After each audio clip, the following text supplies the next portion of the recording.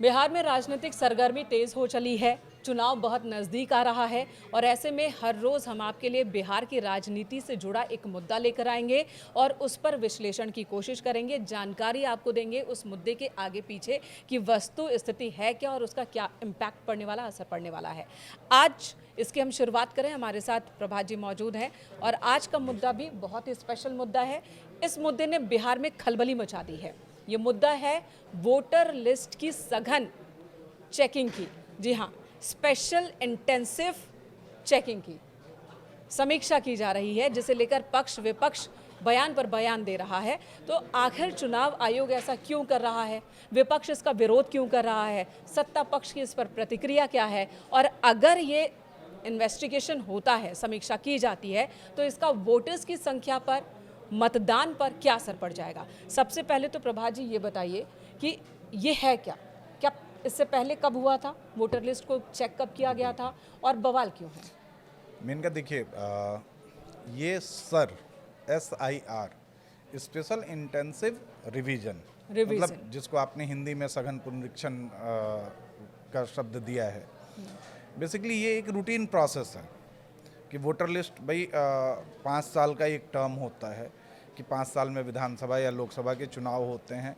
उससे पहले voter list refresh होती है, कई नए नाम जुड़ते हैं, पुराने नाम जो अब इस दुनिया में नहीं रहे, जिनकी डेथ हो गई या उन्होंने अपना शहर छोड़ दिया, अपना जो कॉन्स्टिट्यूंसी है वो छोड़ दी, बदल ली, तो वो नाम घटते बढ़ते रहते हैं।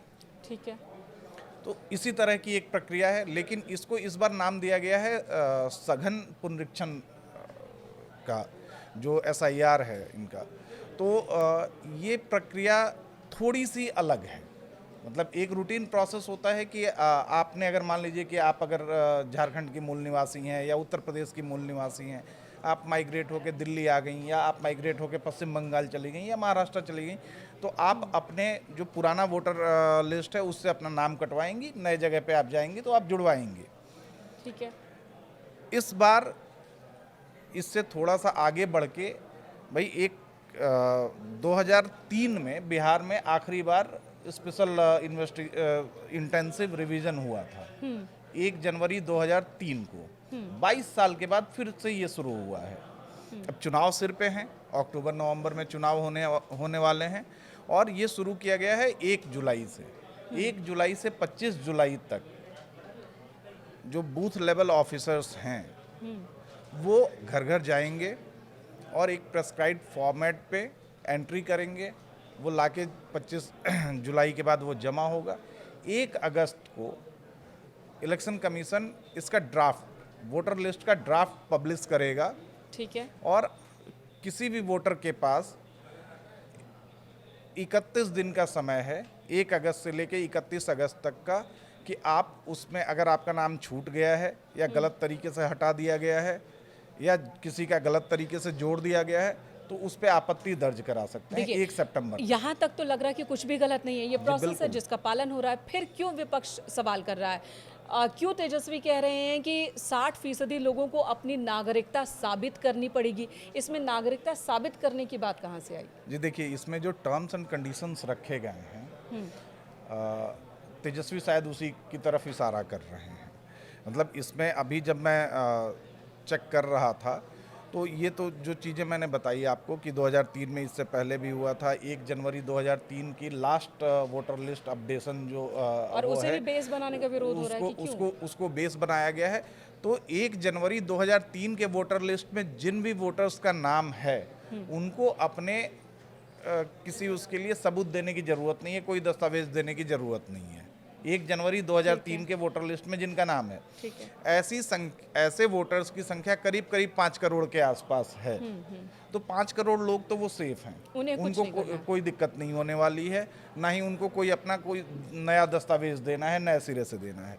लेकिन इसके बाद जो आता है ना, वो 3 कैटेगरी में बांटा हुआ है कि 1 जुलाई 1987 से पहले का अगर जन्म है तो आपको दस्तावेज देना है, और अगर आप बिहार के निवासी खुद को दिखा रहे हैं तो आप उस क्षेत्र का निवासी अपने को बता रहे हैं तो वो आपको देना है। उसके बाद 1 जुलाई से 1 जुलाई 1987 से 2 दिसंबर 2004 तक, इसके बीच अगर आपका जन्म हुआ है तो आपको कुछ दस्तावेज देने हैं। इसके अलावा तीसरी कैटेगरी है 2 दिसंबर 2004 से लेके अब तक का। ठीक है। तो अब अगर आप देखें इसमें तो 1 जुलाई 1987 से पहले जिनका जन्म हुआ है उनकी उम्र अभी 38 साल या उससे ज़्यादा होगी।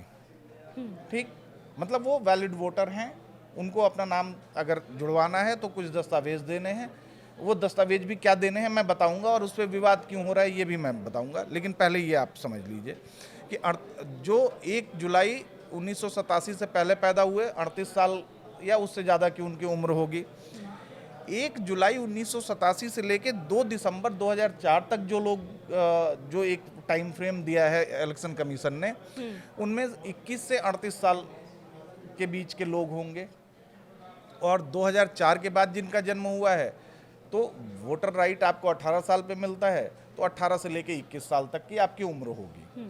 अब ये आता है सवाल कि भाई दस्तावेज कौन कौन से आपको देने हैं। तो इलेक्शन कमीशन ने 11 दस्तावेजों की एक लिस्ट दी है, ठीक है। कि इनमें से कोई भी एक आपको दिखाना है। Condition applied.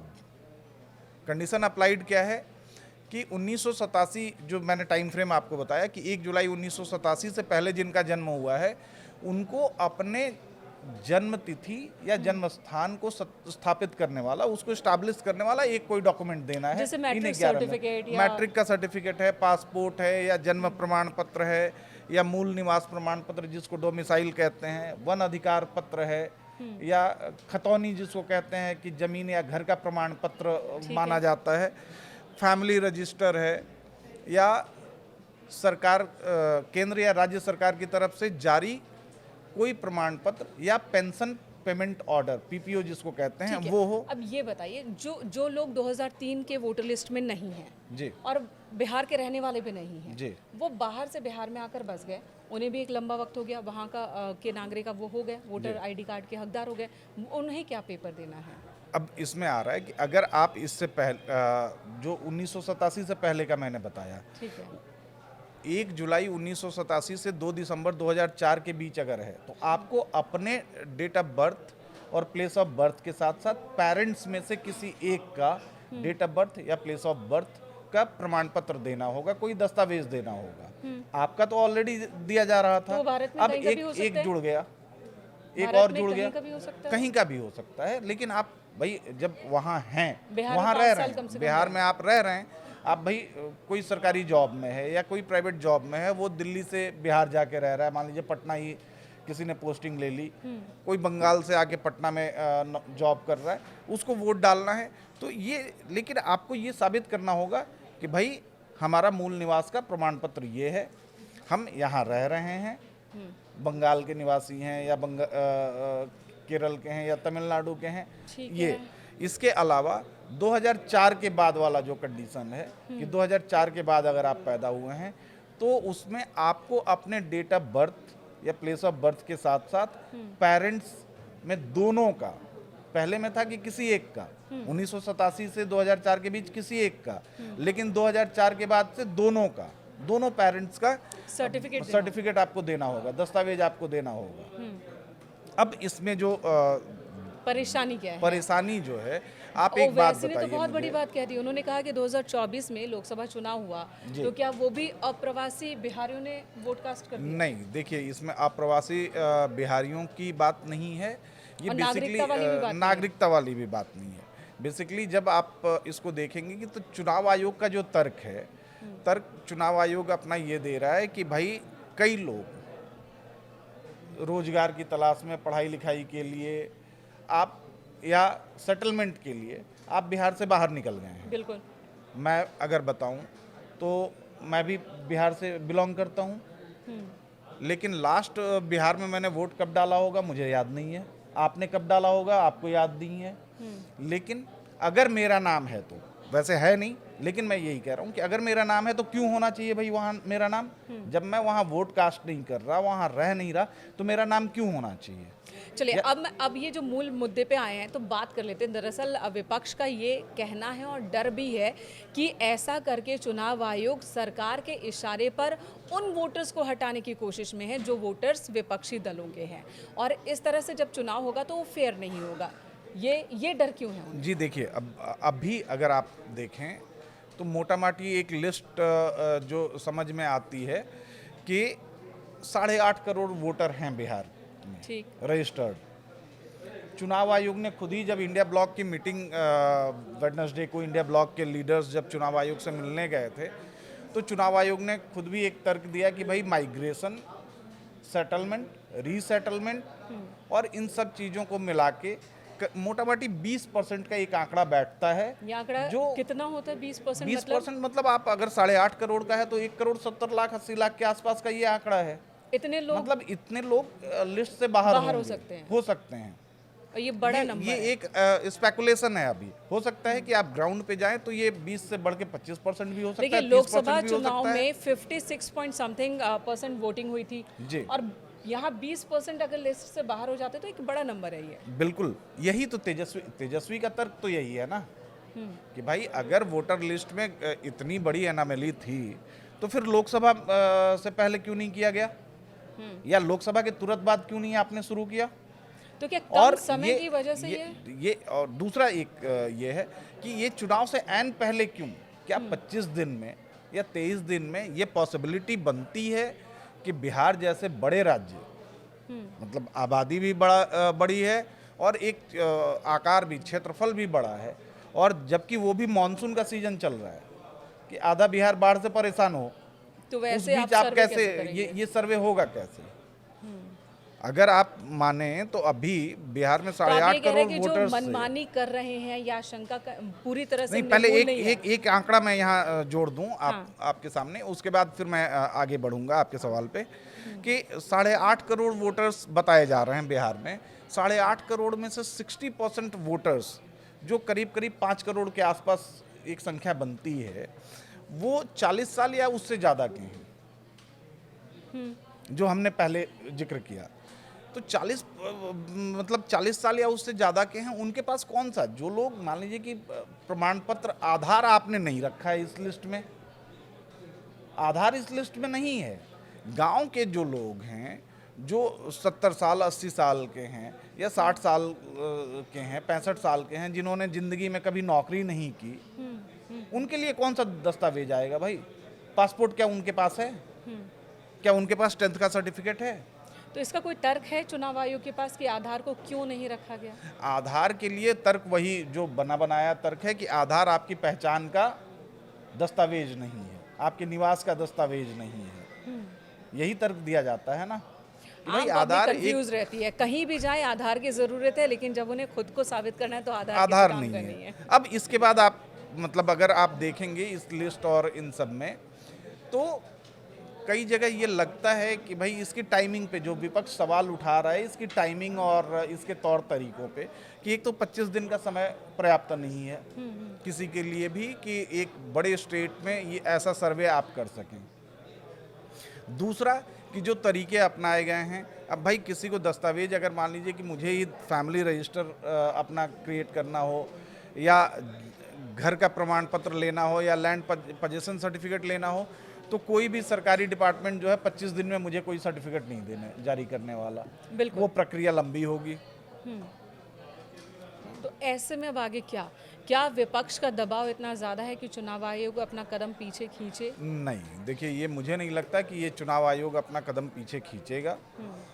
प्रक्रिया शुरू हो चुकी है, बूथ लेवल ऑफिसर्स ने डोर टू डोर घूमना शुरू कर दिया है, वो अपनी एक लिस्ट तैयार करेंगे। बहुत सारे गांव वाले परेशान दिख रहे हैं, हाहाकार मचा हुआ है। एक तरीके से कहिए कि वहाँ मतलब talk of the town Bihar के हर छोटे बड़े कस्बे में, शहर में, गांव-गांव में, गली नुक्कड़ पे यही चर्चा हो रही है कि भाई आप इसको अब मुझे अपनी नागरिकता, अपना वोट साबित करना है कि मैं यहाँ का वोटर हूँ। जी, एक इंसान जो गांव में रह रहा है, बाढ़ क्षेत्र एरिया में रह रहा है, जहाँ पर बाढ़ में आधा हिस्सा घर का बह जाता है, फिर उससे कागजात मांगे जा रहे हैं, अभी तो लोग वहाँ वो भूमि वाले से ही परेशान थे। आप देखिए वो एक अलग कहानी चल रही उसी है से उसमें। परेशान थे, अब ये नया बवाल है। मेनका सर्वे में अभी लैंड सर्वे पे बीच में एक डेविएशन आ रहा है, ये हमारी बातचीत में हम चुनाव आयोग की बात कर रहे बिहार थे की बात और हो रही तो बिहार में आयाम बिहार बहुत में है ना। लैंड सर्वे पे हम चले गए। हाँ। अभी 100% डॉक्यूमेंटेशन हुआ नहीं है वहाँ नहीं हुआ। और स्पॉट वेरिफिकेशन लैंड सर्वे में शुरू हो चुका है। अब मतलब आप एक बताइए कि बीमारी डॉक्यूमेंटेशन सॉल्व नहीं हो रही, दूसरी बीमारी दूसरी लोगों आप के पकड़ सामने ले आ रहे रही है। हैं।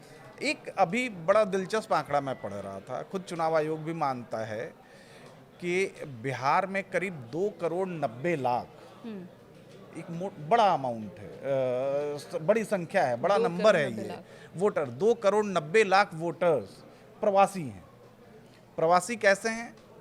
वो जॉब के लिए, अपने रोटी रोजगार के लिए देश के किसी दूसरे शहर में है, दूसरे राज्य में है, या कहीं गल्फ कंट्रीज में है। गल्फ कंट्रीज, बिहार से गल्फ कंट्रीज के लिए भी माइग्रेशन बहुत ज़्यादा होता है।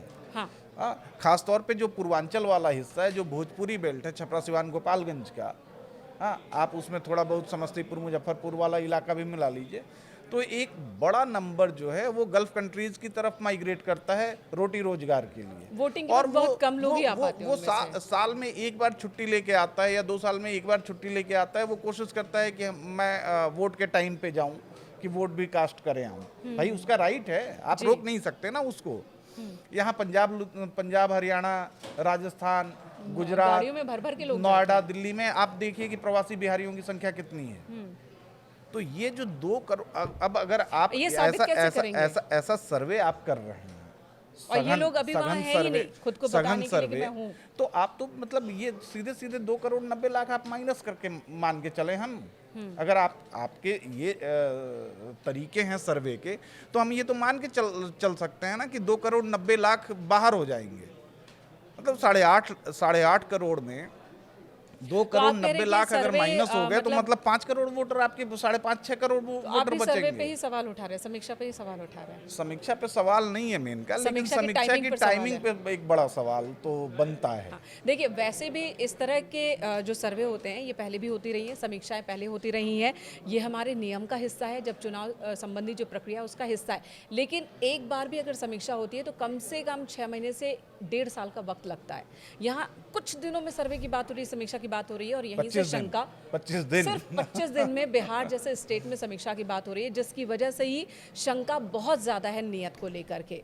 लेकिन चुनाव आयोग का कहना है कि पूरी तरह से पारदर्शी तरीके से काम हो रहा है, और जो लोग वोटर नहीं हैं, जो लिस्ट में तो हैं लेकिन उनका वजूद नहीं है, बिहार में वो वोट कास्ट नहीं करते, तो फिर ऐसे लोगों का नाम लिस्ट में क्यों रहे? चुनाव आयोग की बात में भी दम लगता है। इसका मतलब ये बवाल रुकने वाला नहीं फिलहाल। नहीं, देखिए मेनका बवाल नहीं रुकेगा, और इसको ये भी कहना कि बवाल बहुत लंबा चलेगा ये भी नहीं है। बस इलेक्शन हो भाई जाए। इलेक्शन हो जाए, अक्टूबर नवंबर में इलेक्शन है, चुनाव के और नतीजे पर निर्भर करेगा। ये बेसिकली जानते ही हैं, ये देखिए ये सवाल नहीं उठता। हाँ।